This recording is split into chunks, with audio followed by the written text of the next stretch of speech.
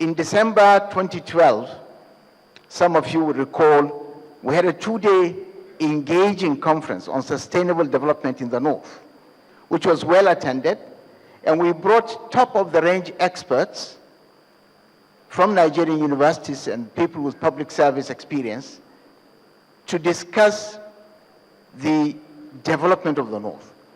And bright ideas, brilliant ideas were put on the table. And we all left that conference feeling stupid to even be thinking of oil, because we have far more than oil.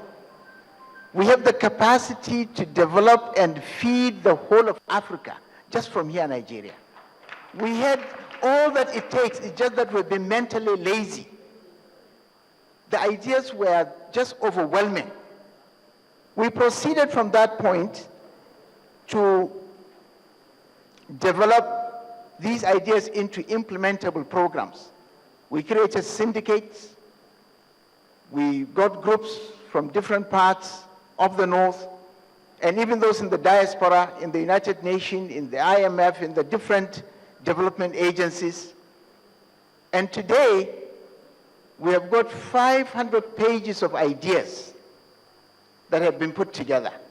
We're trying to review it and trim it to what is, easily readable. These ideas, it's just amazing how much we can really do to get out of the present situation that we have. I just need to say that these ideas will soon be out and they'll be presented to you. But if you look at the pack that you're going to get, the first newsletter gives you a glimpse, because it's the record of the papers of the conference that took place in December. The second issue of the newsletter has a few of the remaining papers. So you will have a glimpse of some of the ideas in agriculture, in transport, in technology. There is nothing that we have left out. In some of the papers that we are going to give, of course, our third issue of the newsletter concentrates on the national conference. Some of the presentations we made and some of the ideas that were generated. And there is a whole report on the 1914 amalgamation by Lord Lugard. So it's quite something that you would like to refresh in your memory, for those of you who are already aware, and for the younger ones to catch a glimpse of our history. We have 3 papers. One of them is a summary of the conference that we had on the 17th of December last year on the national conference itself. So it gives you some of the ideas generated. And of course, there is a brief which we made at the beginning of that conference on 17th of December last year. And among what we did was to give you a glimpse of that document of 15 pages, divided into 3 sections: economic development, human development, and issues of governance and leadership. So a lot of the details you find, but I just want to say on development 2 things. In the 21st century, knowledge is the greatest capital.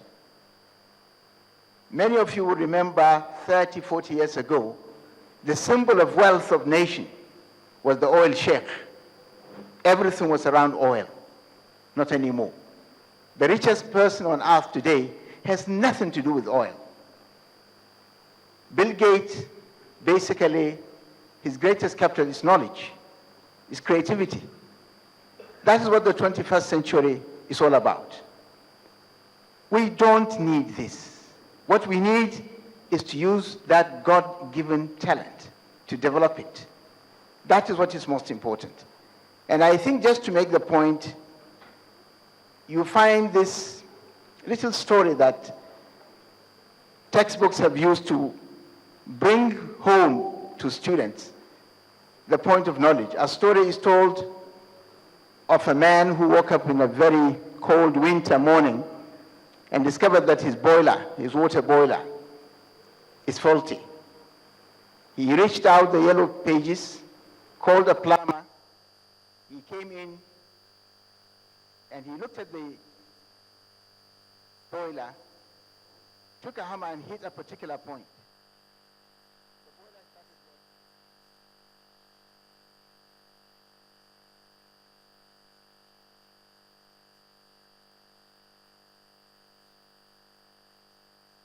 He said, well, the truth is that the actual cost of hitting the boiler is just $1. $99 is for knowing where exactly to hit. Now, knowledge is very important. So it just brings home what knowledge is all about. So I think it's important that we don't lose sight of what is happening, so that this is not to say that we must not get that which is ours, but it's basically to say that the world has moved on. Oil is no longer important. And some of you would know that the United States have developed a technology of cracking to make all of its oil. So they don't actually require, by 2015, the United States will not require oil from us. Other countries are looking for alternative energies. So oil is something of the past. Really, it's already in the past. The future is not in oil. It's in knowledge. And that's where our mind should be. And that's where everybody is going. The whole world is going in that direction. So I think we should not be stuck with some of these silly ideas, of people who have not, are not alive to what is happening, around us.